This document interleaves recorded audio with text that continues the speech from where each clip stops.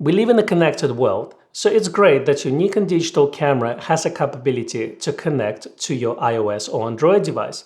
This not only allows you to transfer your images from your camera to the phone and share it with social media or email it to your friends, it also allows you to control the settings on the camera and take the pictures remotely.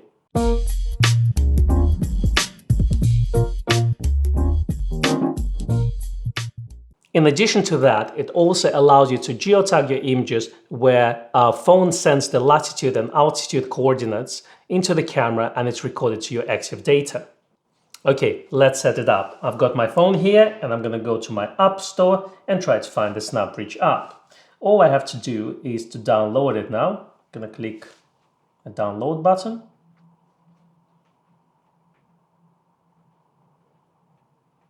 And here it is. Now I'm going to click open to open the app.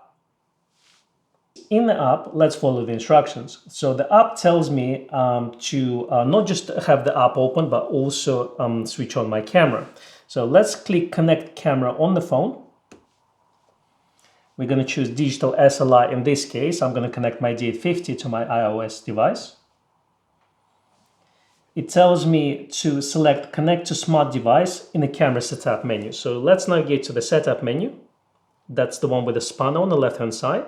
And let's choose Connect to Smart Device. In this case, make sure that your airplane mode is not on because that will disable your Bluetooth functionality. I'm going to click OK on Connect to Smart Device. And I'll press Start. At this stage, my phone is looking for the camera and it found it. It says D850. Gonna click OK on that and I'll press Understood. And now my device is trying to connect to my D850. In some cases, when Select an Accessory window pops up and it's blank, we might need to wait for a minute or so for the device to appear in that blank screen. So don't panic, just wait and see. So I can see my D850 showed up now, so I'm just going to click on it and it will try to pair both devices. So it gave me a code, which I'm going to click pair on. And I'm going to click OK on my camera to establish connection. So at this point, my camera is connected to my phone.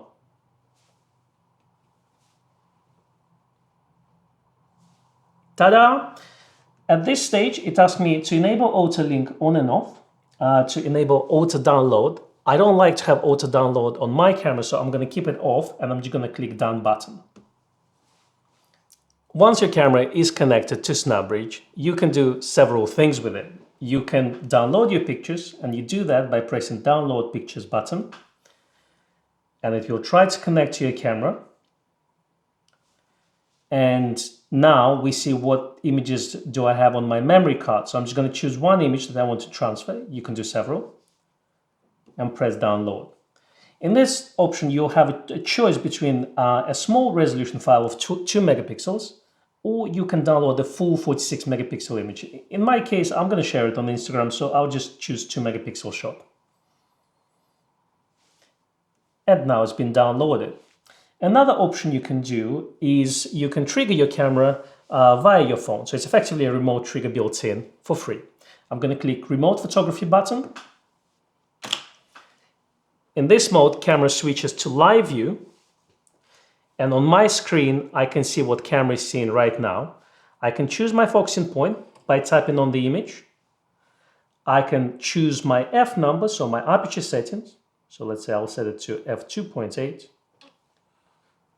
I'm in aperture priority mode, so the camera will adjust the shutter speed for me. And when I'm ready to take the shot, I'm just going to press the button. The camera will refocus and take a shot. It will download the image straight into the camera as well. In some cases, when you struggle to connect your camera to Snapbridge, it might be worth checking your Bluetooth settings and your device list and see if your camera is already there. Sometimes it's much easier to choose that device that you're trying to connect to. So in my case, it's D850, and press Forget Device. So the phone erases the information about this camera from the phone, so you can go through the whole setup process again and repair the camera. This is kind of the easiest way to troubleshoot it, but also make sure that you have the latest operating system on your phone and latest version of the software. And this is it. This is how you quickly set up your camera with your phone or tablet.